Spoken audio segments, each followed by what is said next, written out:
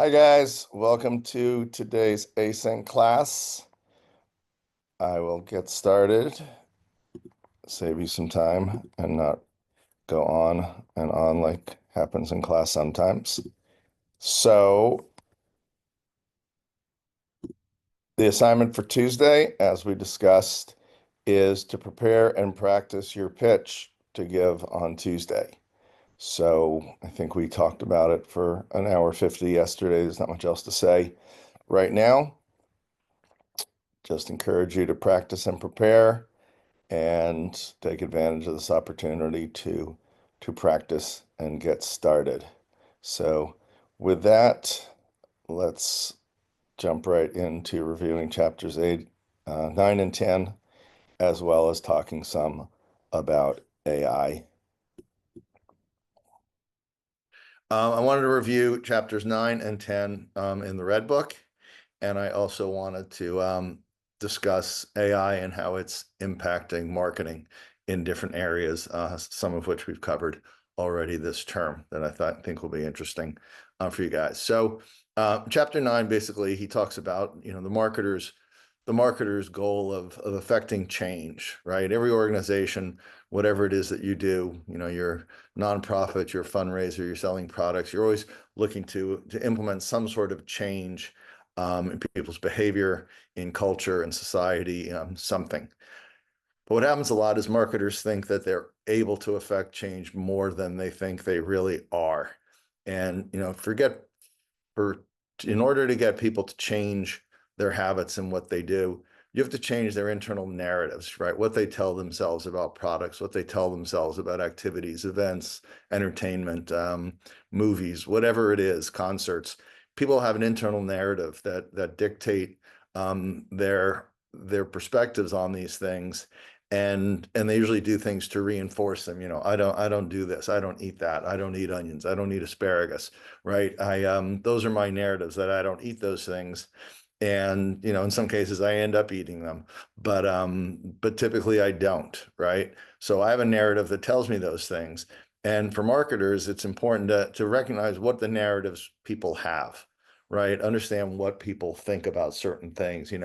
What are people's narratives around, water bottles? What are people's narratives around the environment, and all the different things that can influence the way you market to them? And all these things are based on their worldviews. So in order for you to effectively market to them, you've got to recognize these things. And then you'll be more effective in what you do, in telling them, in communicating to them what it is you're offering them to change that narrative, or fit in that narrative, but change their life and somehow improve it. So, a lot of times you find yourself, thinking about, people like us, right? I remember, there's plenty of instances where a brand would ask me to do something or offer me something, or when we were at Mama Chia trying to, put together a promotion or something, and, figure out what we want people to do in order to get, free product or whatever. And a lot of times my response would be, yeah, sure, I would do that. Or no, I would never do that, right? And I think you've thought the same way about several things, that you've seen, opportunities you've seen, and you'd think, yeah, I would do that, or my friends would do that, but that's not for me, or whatever it happens to be. So Godin talks about a lot of these things that marketers do, for as long as people are alive. They're always asking themselves, is this something that I do? Is this something people like me do? Right. And, he talks about, people like me don't cheat on their taxes. People like me have a car. People like me have a job, whatever it is. And it's funny because I was walking through Fashion Valley after class on Monday, and I saw these Hoka sneakers at Nordstrom. And I walked by and I looked at them and I was thinking, I only wear Nike sneakers. They fit me well. I like them. I like the way they look. Whatever narrative I tell myself about Nike sneakers, I always wear Nikes. And I saw these things, and my thought was, should I consider buying these? And the reason I thought about it is because I see a lot of guys like me, right? My age, my demographic, my neighborhood, my world, wearing these things. And I'm thinking, what do they know that I don't know? Because they're like me and they choose to wear these things. And I don't know if they're more comfortable. I don't know if they're lighter. I don't know if they wear better. I don't know anything about them, why people buy them, but I know people buy them a lot, or at least people like me buy them. So I thought that was an interesting example of this that had just come up for me. So he gave an example in the book, and this is more a testament to something else we talked about with word of mouth marketing and how important it is, how important it is to have a positive word of mouth around your cause, around your product. And he talked about in his community how the schools were good schools and won this Blue Ribbon Award for being an outstanding school. But there was a state funding issue on the ballot that people were voting on whether to continue funding of the school. And basically, the school risked losing funding. And instead of, traditionally with something like this, all the people involved, they would, be going door to door or having tables set up at the grocery stores, outside the grocery store, putting things in your mailbox, flyers, posters, whatever, telling you that you had to vote their way or a certain way to support the schools. But instead, what they did was they tied 100 blue ribbons onto a tree in front of the school to symbolize support for the school. So basically, it was creative, it was eye-catching. People would see the 100 ribbons and think, what are the blue ribbons all about? They'd ask their friends if they didn't know. Their friends would say, oh, it's about getting funding for the schools because we have blue ribbon schools and they're really good schools and we want to continue to have good schools. So basically, the campaign spread because the community cared about this, and the most effective way of getting them to gather enough support to pass the ballot,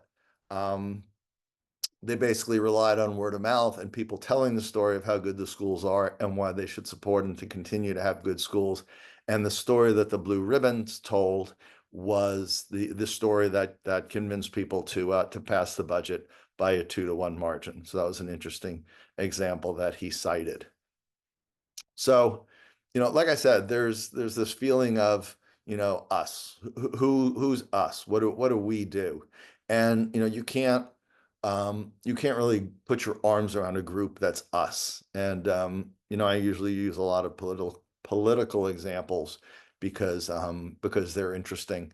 And even if you wanted to say, there's a big broad group of us that's Republican, a big group of us that's Democrat or right wing or left wing or conservative or liberal, whatever labels you want to put on it, those are two pretty big groups. But if you think about it, both of those groups aren't really a specific us, right? There's the group of conservatives who are Trump supporters. There's the group of conservatives who don't like Trump. There's the group of conservatives who are Biden supporters or Harris supporters. And there's the group within the liberals who don't like Harris or Biden. So even within those groups, there are subgroups, and it's figuring out, who that us is that you want to target and being really specific. And it was an interesting example he gave. I don't know how familiar you guys are with the show. Mad Men was a really popular series that was on, I don't know, I would guess it probably lasted about 7 or 8 years. It seemed like it was on forever. I never really watched it. I didn't really like it. And it was very popular. It's referenced a lot, and it's part of our culture. People talk about Mad Men. It was about Madison Street ad executives in the 50s. And but the reality is only 1% of America watched the show, right? So that us, the group of people, even though it was really large that watched Mad Men, was really small when you look at the whole size of, people in the country who you can target. So, good marketing is about identifying what's that group, even though it might seem relatively small compared to the overall population, but it's a big enough group of people that you can be profitable and you can build a business. And figure out what that audience is and what's the messaging you need to formulate to get that audience to pay attention to you. So, you can change people's expectations about things by, articulating values and narratives, right? Change an expectation. And, they had talked about like changing the values of a sports team in the book. He talked about, being a soccer coach and changing the values of the soccer team, right? You've got a group of players who approach the sport a certain way. You can have a team that's all about winning, no matter who gets hurt, no matter, whether you're good sportsmanship, bad sportsmanship. fair, not fair, cheating, whatever, right? There's values associated with sports teams. And now that I said that, two things come to mind. One thing that comes to mind, and I know you lose a lot of baseball um, examples, but hopefully they resonate. About 5 years ago, the Houston Astros basically had a scheme for cheating to be able to tell the batter what pitch the pitch was throwing. And when you're playing baseball, if you know what pitch is coming, it's a lot easier to hit. And most of the pitching is being able to change to fool the batter into thinking a pitch is one thing and it's another in terms of the way it moves or the speed of it, or the location of it. So what they did was they came up with a scheme to cheat, and basically the manager got suspended, the general manager got fired, and there are a lot of ramifications. There are a lot of people who still have a bitter taste in their mouth about the Houston Astros because they were cheaters. But in baseball, there's a lot of things that could be considered getting an edge or considered cheating, and for most people, they crossed the line with what they did, and it was actually cheating the sport, and it ended a lot of people's careers also. Young people who got up with their first opportunity to pitch in the major leagues, when the Astros knew which pitch they were going to throw, they basically, got a lot of hits, scored a lot of runs, and beat the team pretty soundly. And a lot of those pitchers got sent back to the minors and never got another chance, which is really sad. I think there were 13 of them, and they sued Major League Baseball. Another thing that happened, some of you might remember, 2 years ago, the Padres were in the playoffs and they beat the Dodgers, and they had a really good playoff run, and they made it to the league championship before they lost to the Phillies. And I read an article that there was a big turnaround in the team around August. They were kind of mediocre, and it wasn't even clear they'd make the playoffs. And one of the, they had a closed door team meeting where the players are the only ones who get to talk. It's not the manager, 10 coaches telling them what to do. The players amongst themselves. And one of the Padres players got up, and this is something I've noticed, and actually that it still happens, to be honest with you, but it stopped happening this one season, is that all the Padres don't line up on the first baseline during the national anthem. And this is different than the whole Colin Kaepernick thing. This is just guys doing their stretching, doing their routine, not feeling they need to do it kind of thing. And one of the players said that he thought it was bad discipline and that they weren't taking the game seriously enough, that they had to start focusing on the game. And part of that game was being ready to play and being on the field and standing on the first baseline for the national anthem. And that changed the culture and the values of the team to pay attention to the little details. And Scott Galloway talked about the small things, and I talk about the small things a lot. And that was a small thing that they attributed to changing the Padres season and their focus on being a winning team and being, more focused on the game and what they were there to do. And as a marketer, you want to build these stories that will resonate deeply with people, right? That'll have an impact that they'll pay attention to and actually internalize and care about in what you share with them. So another example that was used was with airlines, right? So, traditionally there was American, there was Delta, there was United, and, they're kind of boring, typical, US large carriers. And along came JetBlue when it first launched, and it tried to be a more fun, hipper airline, right? They put TV screens. They were the first ones to put TV screens in the seat backs of all the seats. They had direct TV. They were the first ones to have live TV on the plane. And they did other things just to make it fun, and they made their marketing fun, and they made it fun. And then 6 years later, Virgin, which was out of the UK, launched Virgin America. So they wanted to be the hippest airline, but instead of targeting to be cooler than Delta and American and United, right, they realized they basically had a new hurdle. Now it's JetBlue, and JetBlue had worked hard and been creative to differentiate themselves and make flying fun. Virgin America had to do even better, right? So, there's a hierarchy, what was done yesterday, what's being done today, and what you get to see, the future tomorrow. And, when you think of Apple innovation, there's a lot of similarities there too, in terms of, coming out with the iPod, right? They saw what was being done in the past with music and CDs and portable players, they saw what was being done with MP players, and they thought they could do a much better job envisioning a future that had more music available to people, an easier interface that everyone could use, and things like that. But we can't just jump to the front, right? There's other brands and other companies that come along and do things that that pave the way for us to be able to come out with these kinds of innovations and do new things. He also talked about an interesting concept of standing ovation, and it's a really interesting perspective on people's behavior. And his question that he posed is, how many people are needed to start a standing ovation? And he said at a TED Talk, it only takes 3. So if, fictional Bill, Al, and Sonny leap to their feet after someone speaking, everyone else in the audience kind of does as well, because those 3 people are respected members of that community. If it's a TED Talk, it's presumably a community that cares about whatever subject that is. So these people, they're part of a group who care about the subject. And if those 3 people who are seen as leaders and respected in that group stand up, everybody else will kind of instantly.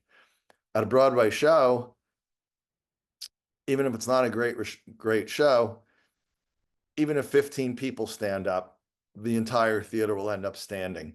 And it's for a very different reason, right? In that case, well, actually, I think the next slide talks about it. And lastly, he mentioned some jazz club. I don't know anything about jazz and I don't like jazz, but he said at this specific jazz club that's known as, I guess, an awesome jazz club, probably nobody's going to give a standing ovation. And here's the reasons why.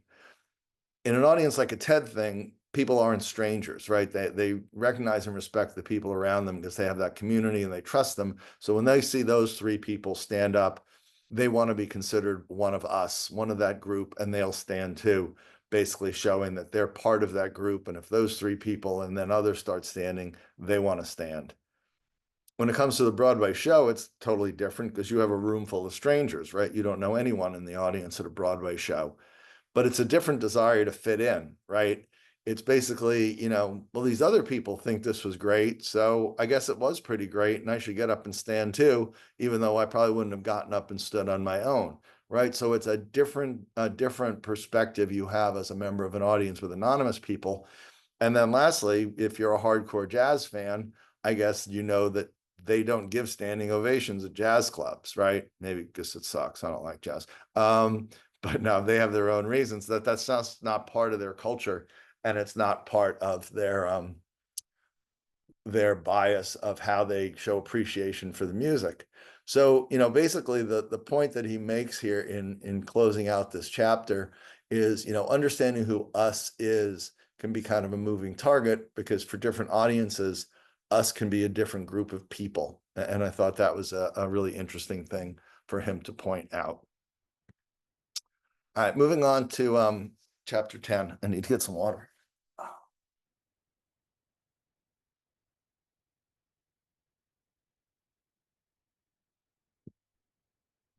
All right, in chapter 10, he talks about pattern matching and pattern interrupting. And think of patterns in terms of just people's behavior, right? What you do day in and day out, right? You've got a pattern of when you wake up. You've got a pattern of what you eat for breakfast. You have a pattern of how you get to school. You have a pattern of how you get to work. You have a pattern of what you'll wear, pattern of when you'll see your friends. And, if you're in a relationship, you find you have a pattern and a rhythm, right? I know in a relationship, my girlfriend and I will have a rhythm in terms of, saying good morning to each other, and an expectation of hearing from one another, and when you're going to see one another, and things like that, right? And those are patterns. So, he talked about the pattern of cereals, right? For cereals, you might have Cocoa Krispies, and then you had Lucky Charms, and then you had Frosted Flakes for whatever reason, whatever you bought or mom bought or dad bought, right? Or in his case, that a kid yells about, which I thought was funny. I remember once I was in the store and I was buying Captain Crunch. And this little kid says to his mom, "Hey, how come he can have Captain Crunch?" And I turned to the kid, I said, "When you're an adult, you can eat whatever cereal you want. But when you're a kid, you got to eat the cereal your mom tells you to eat because it's good for you." But anyway, back to the cereal example, when a new brand of cereal shows up, it's not that disruptive, right? It matches your pattern. You're used to having cereal for breakfast. Here's a new cereal, and you consider whether it fits in or not. But a pattern interrupt is basically, you know, a disruption to people's pattern. It's a jolt. It's eating yogurt for breakfast. It's eating bagels for breakfast. It's eating something, you know, completely different for breakfast, making eggs and bacon than you've always done when you've always had cereal. And interrupting that pattern creates tension. And tension sounds like it's, I think, a more stressful thing than it has to be because it can be really subtle.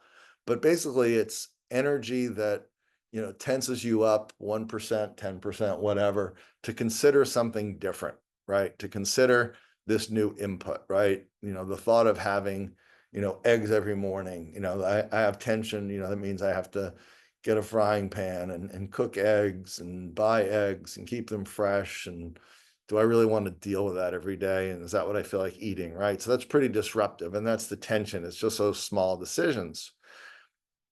And in most cases, trying to reach a new consumer, asking them to do something different and to break their pattern, their answer is going to be no, I don't want to do that, right? Not that you really give a shit what I have for breakfast, but my girlfriend gave me bagels yesterday that she bought at the store. And every morning I have cereal. And she goes, "Hey, I bought an extra pack of bagels. Do you want them? They're really good." And you know, there was a slight tension of my thinking, should I take these? Will I really eat bagels in the morning instead of my cereal? And that's the tension that he talks about, right? So it's a minor thing and a mundane thing that happens in our day, but that's the type of stuff that he's talking about. And I'm like, sure, I'll take the bagels. And then this morning I had a bagel for breakfast and it was a different experience, but it took some thought. It would have been a lot easier to go through the same routine of putting cereal in a bowl and pouring my milk and sitting there and eating it, right? So, you know, like he said, a lot of times, most of the time, the answer is going to be no, because you have an established pattern. I have a pattern of eating my cereal. I know how long it's going to take, and I don't have the time to think about something else. And you know, to take a risk is something you kind of fear. It's like, okay, if I start eating bagels, now I got to worry that they're going to get stale. I've got to have butter, you know, what cream cheese, whatever you want to put on it, right? There's some risk involved, and there's some fear in terms of thinking through, what do I have to do, and is this something I want to do, and what are the ramifications of doing it? I'm not sure I have the best examples, but I think you understand the point I was trying to make. So, you know, a pattern match aligns with people's beliefs and behaviors, like we just talked about, you know, whether it comes to cereal or bagels or yogurt or whatever. An interrupt is a shift, right? It's doing something different, doing, you know, a shift to an electric car. That's a huge pattern interrupt, right? Pattern match is buying another SUV that kind of looks like yours and takes regular gas. An interrupt is buying an electric car. That's a huge shift. And, you know, you have a lot of new things to consider. I remember when I got a Tesla, I had to think a lot about, how is this going to work? How's it going to work with range? How's it going to work with charging? What do I need to do in my house? Am I going to be okay having to find charging stations and all the other things involved in having a Tesla? So there was a lot of tension considering that option. That was actually a huge um, interrupt to my pattern of, you know, my whole life having a car that ran on gasoline. And you go to you can always find a gas station and it takes 5 minutes to fill up and you go on. And, you know, it's not that simple when you have an electric car. So there was a lot to consider. And, you know, successful marketing occurs when whatever it is you're offering is going to interrupt these patterns, right? And, you know, that's a really good example, right? Interrupting the pattern of having a gas car with an electric car, right? You know, the marketing of electric cars tells a very disruptive story. And, you know, you have to figure out, you know, are you telling a strong enough story to interrupt people's patterns of buying gas fueled cars? So he also said something that was kind of interesting, is that, you know, a lot of people spend their time and effort focusing on new dads, engaged women, people who've recently moved, and people like that who basically have had some change in life, right? And that change in life is significant enough that there's no pattern to be broken, right? Like for me, for instance, you know, moving out of a big house and moving into apartment, right? That's a change in pattern. And all of a sudden I buy different products and I look at things very differently, whether I have the room, whether it's something I need. You know, I used to have a 3-car garage, so I had tons of shit I didn't need and toolboxes and garden equipment and all that. It's like, I don't need any of those things now. I have a different pattern in my life. And marketing to me, if somebody were to choose to do so, looks different now because the products that I need and the services that I need are different from the ones that I used to need. And that's the point of the pattern matching versus the interruption. And, you know, I talked about that tension, right? And the tension to create change, the tension of, should I eat something different? And as a marketer, you need to create some tension to get people to consider the habits, create that tension of, the electric car is offering me much, much cheaper fuel costs, but there's, you know, things I need to consider as part of that. So the tension is necessary in order to reconsider and change your habit, right? If it was the exact same and it was a no-brainer, there wouldn't be any tension and people would just do it. But the tension is what makes you reconsider that habit of going to a gas station versus charging your car. And I thought was a great example from the book that obviously pertains to us in our class is why, when I will ask a question in class, very few people willingly raise their hand, right? And if I were to call on someone, chances are you would answer the question without any problem and be comfortable doing so. And I thought it was really interesting that he pointed out what's really going on there. And I never thought this through or understood this, right? And it's because volunteering is a problem for those of you who don't put your hand up, because it requires agency and responsibility, right? You have to decide, is this something that I want to do? Do I want to be responsible for the answer I give in class? Do I want to be responsible how I'm viewed by my classmates? You know, do I have the confidence to raise my hand and voice my opinion, even if it might be wrong or the teacher may disagree? And it's a problem and it causes tensions. You can all think of that tension that a lot of you face putting your hand up and answering a question that's posed by a teacher. Whereas, you know, the teacher, you know, the tension that I apply is by asking the question, right? I ask a question and all of you decide. It creates tension to go through this thought process and the tension of, you know, should I answer? Do I know the right answer? Do I want to answer? Did I hear the whole question? You know, was I paying full attention? Whatever. But if I were to call on you randomly, basically, you know, the tension that I've created is that I'm going to call on you. And by doing that, you're basically going to overcome your fears and the inertia, because it's a lot easier to sit there and not put your hand up than it is to put your hand up. But basically the tension I create of calling on people is sufficient that you overcome that fear, whether you have it or not, because you have to answer because I called on you, unless you want to just say you don't know, which isn't a great answer, but sometimes it's the truth. And I get that. So, you know, I thought that was a really good example he used of creating tension and the importance of tension. So, but you don't want tension to be the same as fear, right? I don't want you to, you know, in the classroom example, I don't want you to be scared. I don't want you to be afraid that my asking, you know, okay, what do you think about this? Who knows what, you know, Godin was talking about in chapter 7, you know, any kind of question like that I might ask. I don't want you to be afraid, because I don't want you to have fear involved in answering the question, right? So that's why I would never tell you that's a stupid answer. I would never tell you it's a stupid question. I would never embarrass you or humiliate you in front of the class if you were to do that. So that's where tension's different, right? I'm creating a tension, but I'm not creating fear. And, you know, and the big difference is, right, fear can paralyze and inhibit people from doing things, and it's counterproductive, right? If you're afraid, there is no way you're going to put your hand up ever, right? If you're afraid. So it just inhibits you to do things. You know, if the message around electric cars, if you read enough things that said, you know, the batteries blow up and your car catches fire or something, if there was fear surrounding that, that would paralyze any thought process that would allow you to consider an electric car. So, you know, as adults, you know, what Godin says is we expose ourselves to tension in a lot of different ways, because the relief of that tension is exciting and it's fun, right? You know, you go to a scary movie, you like being scared, you like that tension, and then finding out what happens is usually a relief. Sometimes it's terrible, but most movies it's a relief. But it's, you know, that tension, you know, a roller coaster, right? It's the tension of when you're going, you know, getting pulled up to the top of the highest peak of the roller coaster. There's a lot of tension, and you know, once you go down, then the tension's relieved, and you know, you scream and you know, you holler and you throw your hands up, right? That's relieving that tension that was built up by the roller coaster, right? So the roller coaster is a good metaphor for building up that tension, and you know, we willingly expose ourselves to that. And he mentioned the tension of a baseball game or a thrilling movie, and I thought to myself that, like most people, I can't watch a sporting event that I've recorded if I know the final score.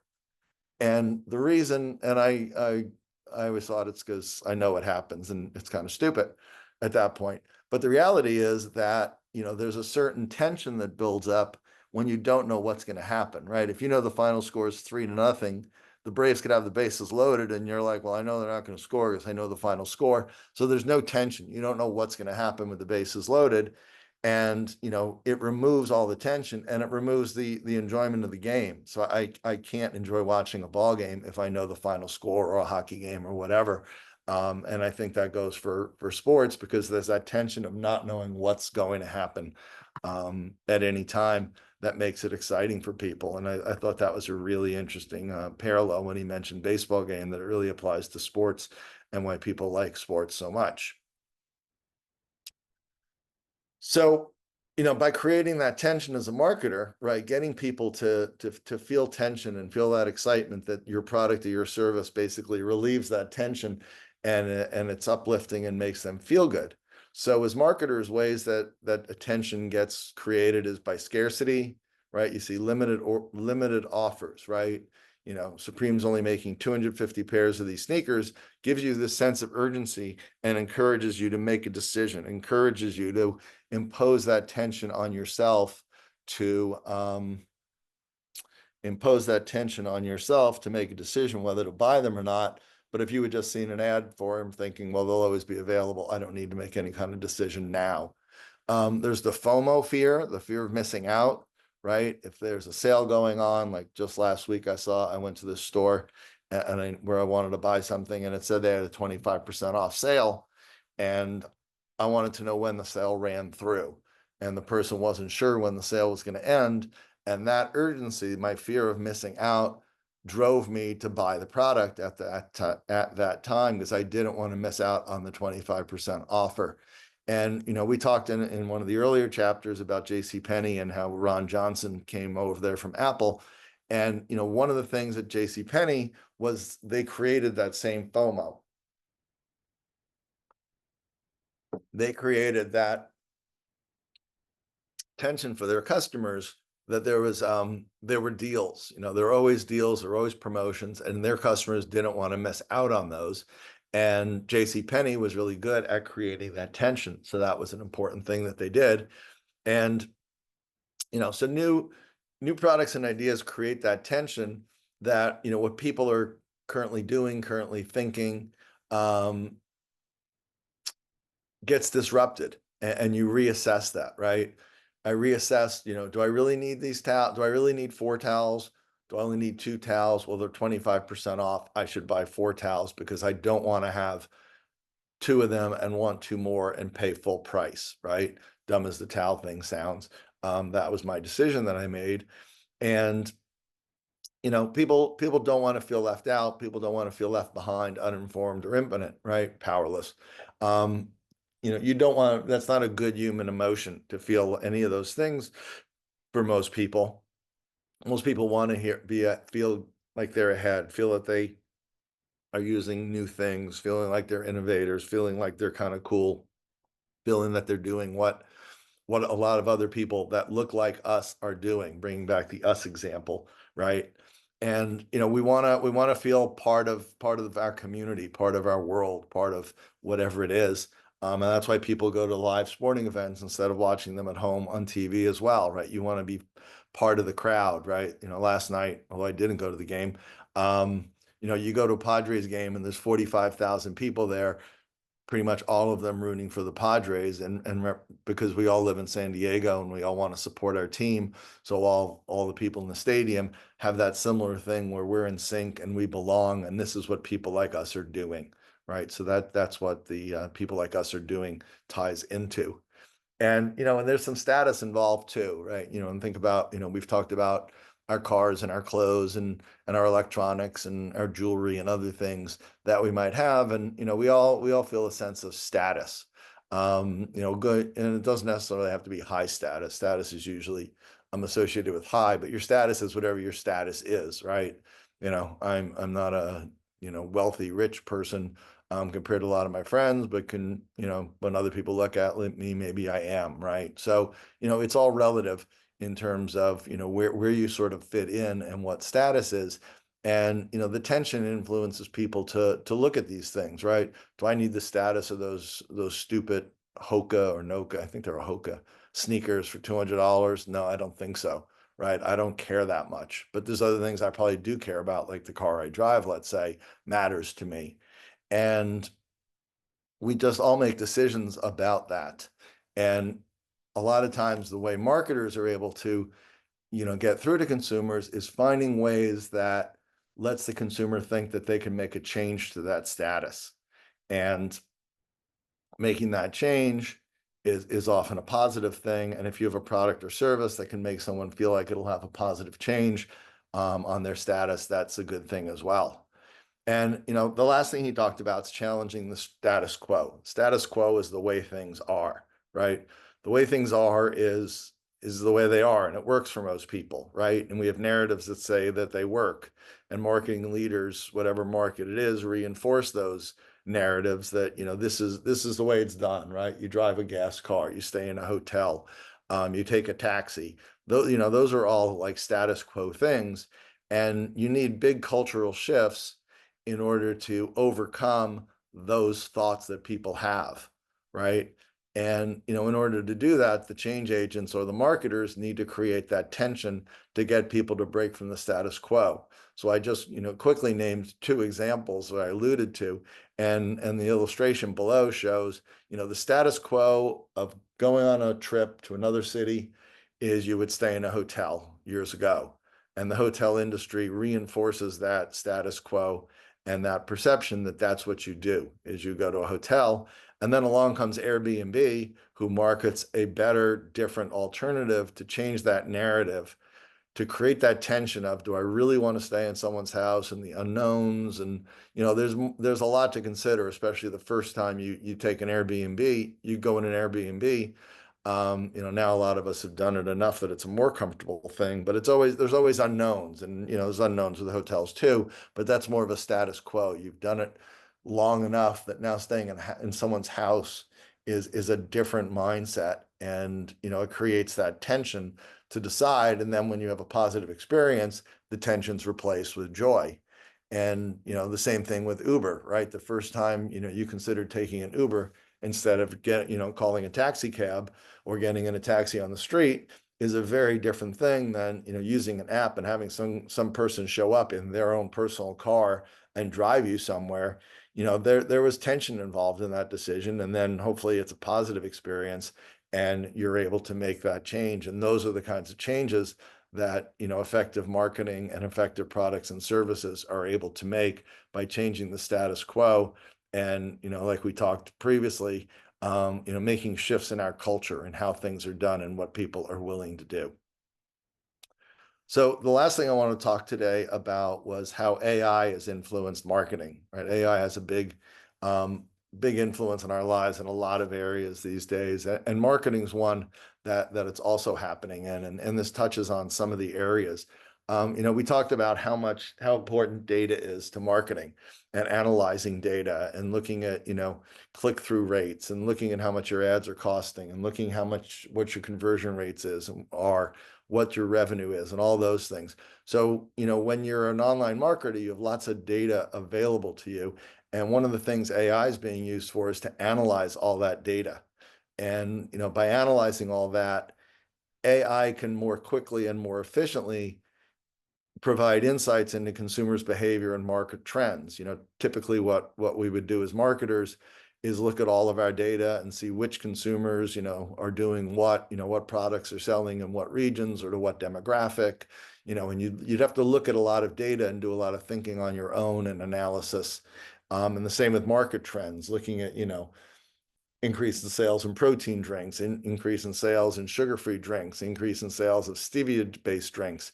And AI is able to take huge amounts of data. Basically, it's like Google searches on steroids, where we could have to do a dozen different Google searches, get the data for ourselves, and make a decision. AI is able to do that in real time in a matter of seconds, and that's pretty remarkable.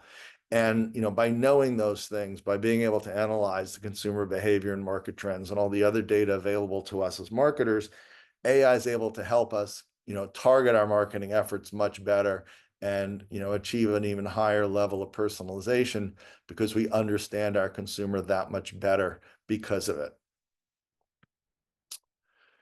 And the personalization, we talked about how important that is to direct marketing. And it's not, again, it's not just knowing somebody's name, it's giving them offers that are pertinent to them and understanding what they care about, right? And we had just talked about, what their patterns are, what groups they belong to, who they see themselves as being. And, AI gives us a set of tools that can enhance those customer journeys, enhance the experience the customer has learning about your product and service, because you can tailor the content to them and make recommendations based on the data you have on them or that's available in more efficient ways, because AI can analyze it so much better and so much faster than our brains can, right? And an example that's used in the book are Netflix and Spotify, how they make recommendations. They know everything that we watch. They know what we give a thumbs up and it comes down. They know what we stopped watching. They know what we continued watching. They know what we watched over and over. And they have all that data, and they have algorithms that are able to process all that data to give us recommendations that typically make sense based on what they know about our previous behaviors. And that's really, important to effectively marketing and personalizing offers for consumers. Another area is with chatbots. It used to be where, having somebody, do customer service via chat, someone had to sit there and type, and they'd have a screen, they'd have 7 screens open and 7 chats going at the same time, and they still do when it's a live person. But AI-powered chatbots are able to alleviate so much of that burden of the human capital required to do those things, because it can answer a lot of questions. The chatbot can answer a lot of questions that you don't need a human to answer. So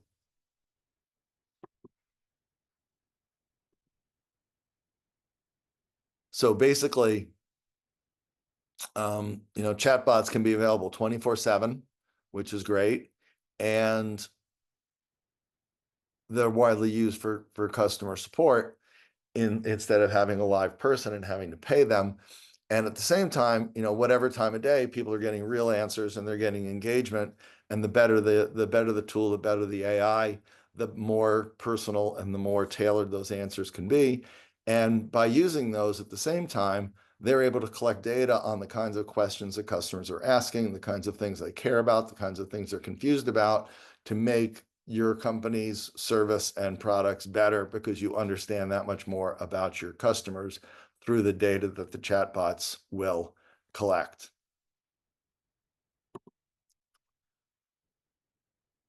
AI is also helping people create their content, right? Social media posts, blogs, newsletters, anything, podcasts even, can be created using AI, right? You can create podcasts with 2 voices using Google Notebook.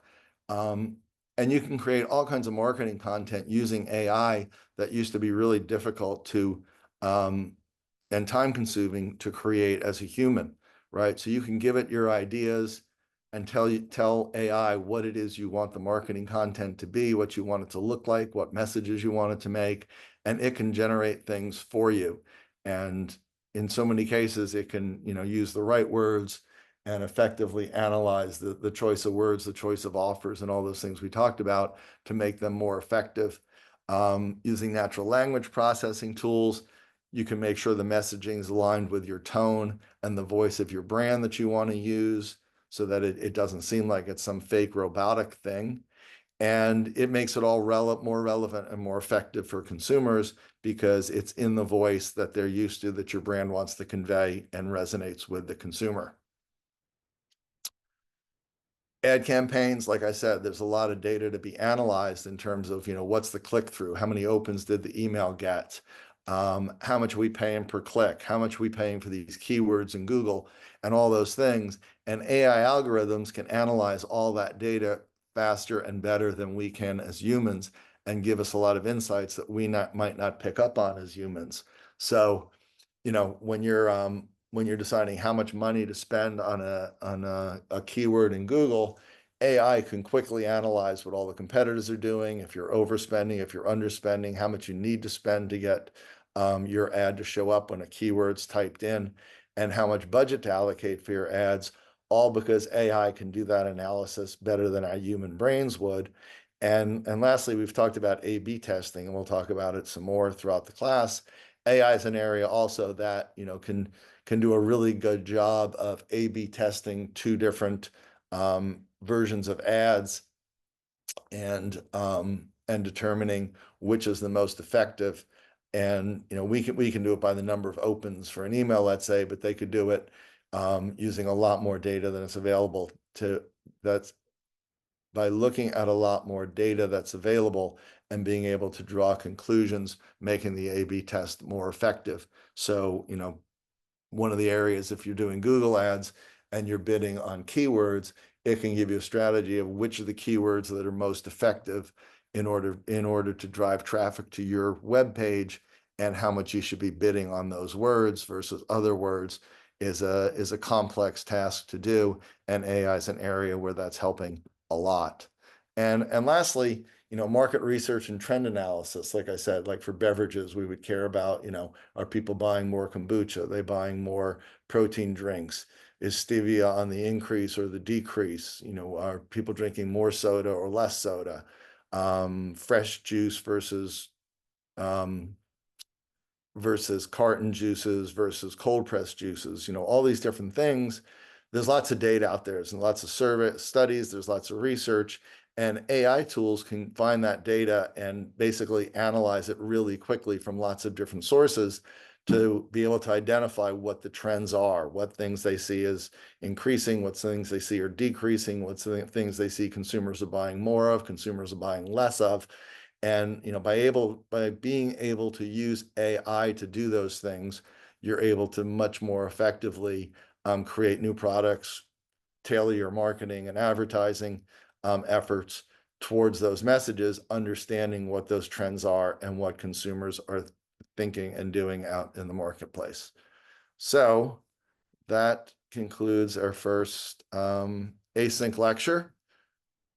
It's shorter because I think I tell fewer stories and there's no questions and interaction with the class.